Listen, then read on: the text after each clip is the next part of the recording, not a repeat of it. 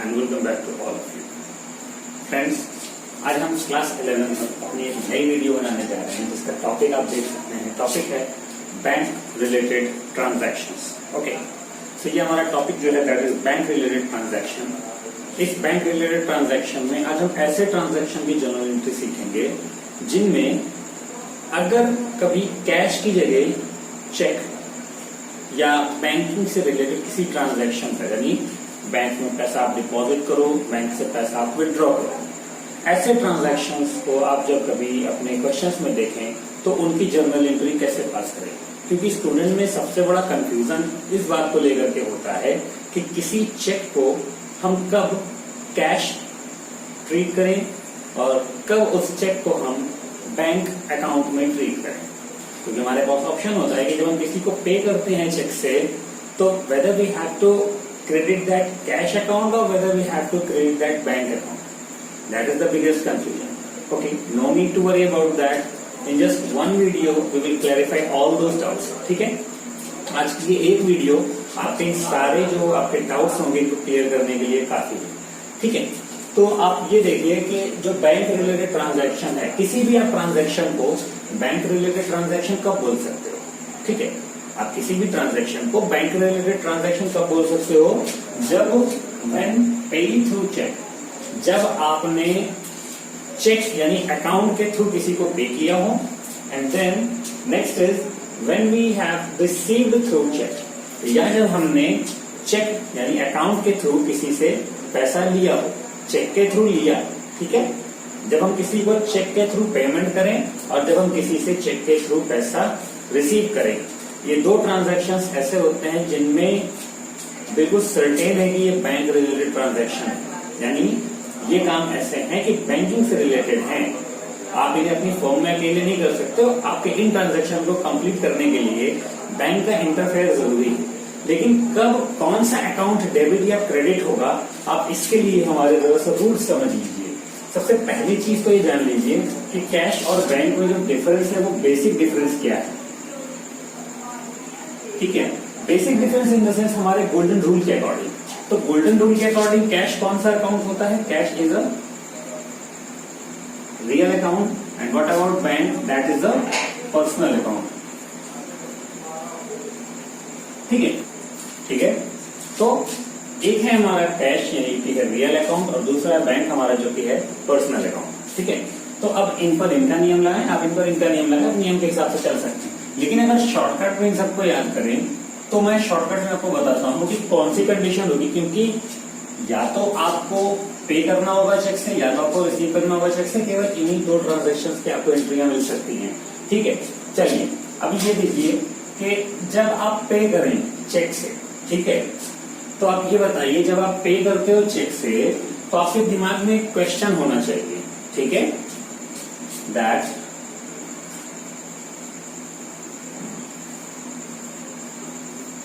Who will पे। आपके दिमाग में भाई जब when you pay through check एक क्वेश्चन आपके माइंड में जनरेट होना चाहिए दैट हु विल पे।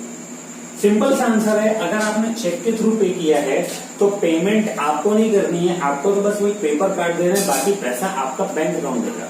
ठीक है, so if bank is paying the answer is bank.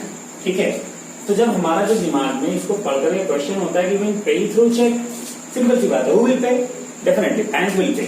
तो जब बैंक पेमेंट करेगा, ठीक है, सो बैंक एक पर्सनल अकाउंट है। पर्सनल अकाउंट में नियम कौन सा लगता है, अगर आप पेमेंट कर रहे हो, पैसा आप दे रहे हो, तो देने वाले बंदे को हम क्रेडिट करते हैं। ठीक है, then bank will be credited. ठीक है, यानी when you pay through check bank will be credited. ठीक, but when you receive through cheque,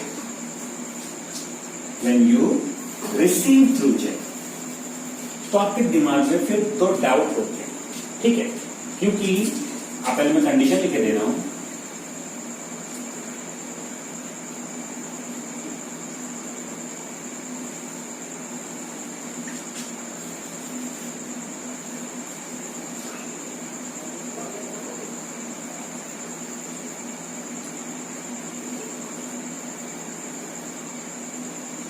ठीक है।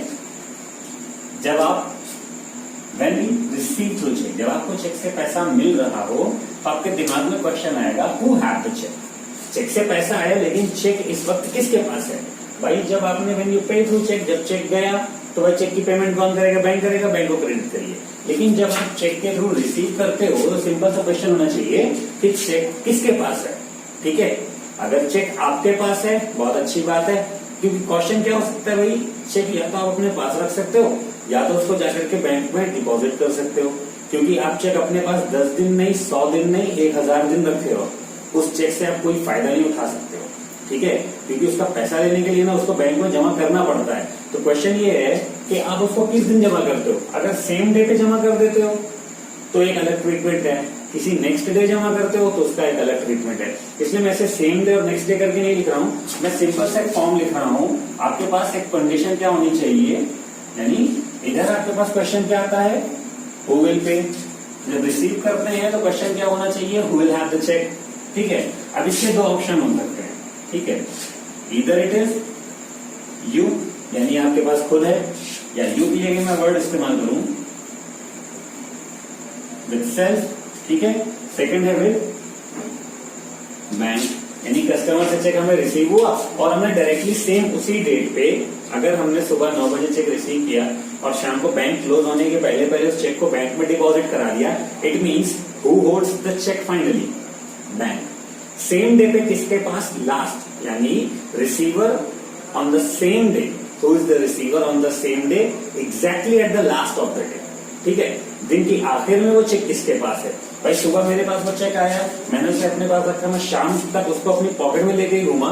ठीक है, लेकिन शाम में मैंने उसको बैंक में डिपॉजिट करा दिया, then who is the final receiver, who have the cheque, then bank के पास है। लेकिन अगर वो चेक मैंने अपनी पॉकेट में रखा, शाम को ही मैंने अपने पास ही रखा, then I am finally the holder of the cheque. ठीक है, अब इस वक्त चेक मेरे पास है। तो अगर आप चेक को अपने पास रखते हैं तो आप उसके लिए कैश अकाउंट को डेबिट करेंगे। ठीक है, लेकिन अगर आपने उस चेक को बैंक को डिपॉजिट कर दिया तो bank is a personal account, और पर्सनल का नियम होता है debit the receiver and credit the giver. Here bank is the payer, so giver is bank now, so bank will be credited and but now here bank will receive the cheque. Okay, so bank will B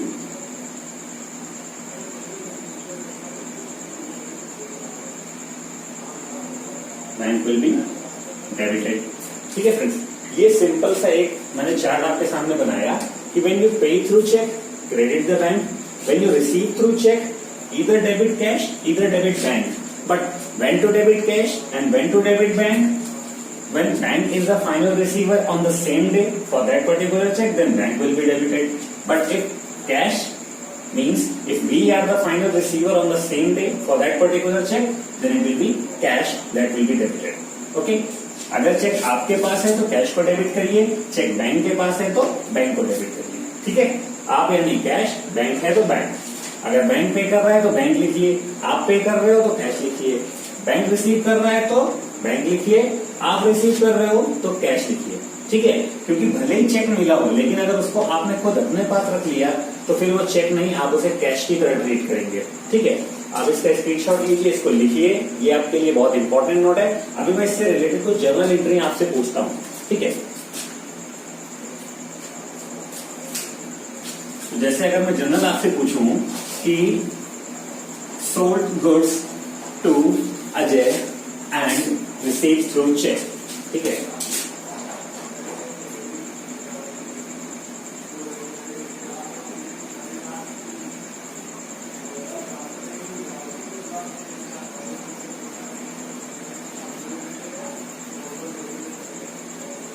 ठीक है, and receive through check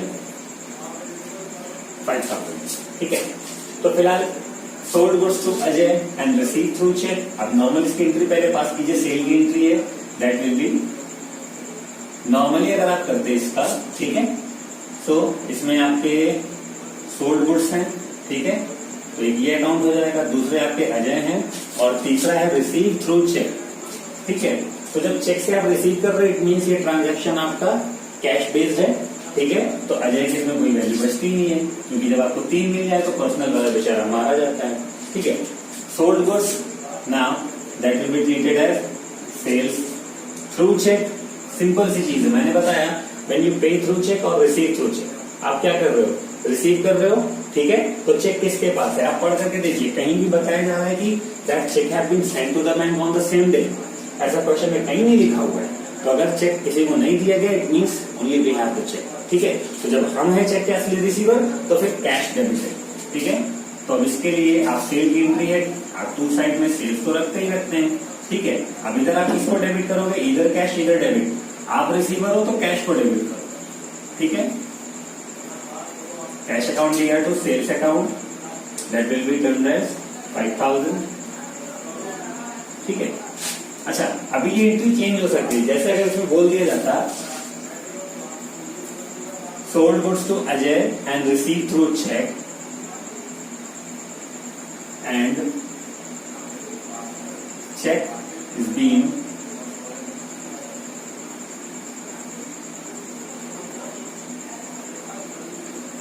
sent to the bank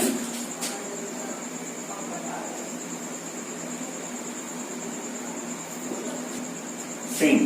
ठीक है. तो अब इस entry में आप देखिए that sold goods to Ajay and receive through cheque. Simple सी चीज है, सेल्स की एंट्री है, आपने तुमने सेल्स रखा. बट आप ये देखिए कि who is the final receiver of the cheque on the particular day. तो आप ये देखिए आगे, and cheque has been sent to the bank on same day. यानी हमने चेक रिसीव किया, बट उसी दिन हमने बैंक को सेंड भी कर दिया. ठीक है. So now bank is the final receiver, so it will be bank account clear. ठीक है. ये एंट्री बनेगी. सपोज अगर एंट्री होती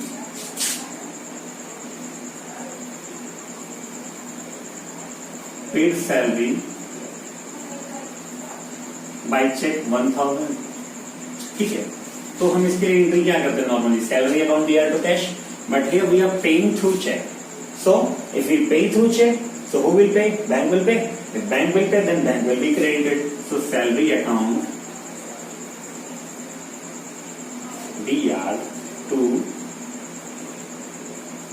बैंक. ठीक है. आपकी ये जनरल एंट्री बनेगी. ठीक है. अभी लास्ट में फ्रेंड्स आपको मैं कुछ क्वेश्चंस देता हूं करने के लिए. आप उन क्वेश्चंस को सॉल्व करिए. सारे के सारे जो जनरल एंट्रीज होंगे ना, वो आपके इसी से बेस्ड होंगे, जिसमें आपको बैंक रिलेटेड ट्रांजैक्शन मिलेगा. हाँ, इसमें कभी कभी कुछ क्वेश्चंस ऐसे मिल सकते हैं जैसे directly deposit to the bank. बंदा खुद जा रहा है बैंक में पैसा जमा करने, तो ऐसी एंट्री हम पहले भी सीख चुके हैं. Suppose that if we are depositing in the bank, then bank is the receiver and cash is going out. So bank account DR to cash it will be, and if we are withdrawing from the bank, then cash is coming in. So debit what comes in? Okay, so cash will be debited. Cash account DR to bank, just because of that bank is providing the money. Okay. So now here are the questions in front of your screen. You have to solve them, and after solving them, you have to send it to me. Okay. Till then, good luck.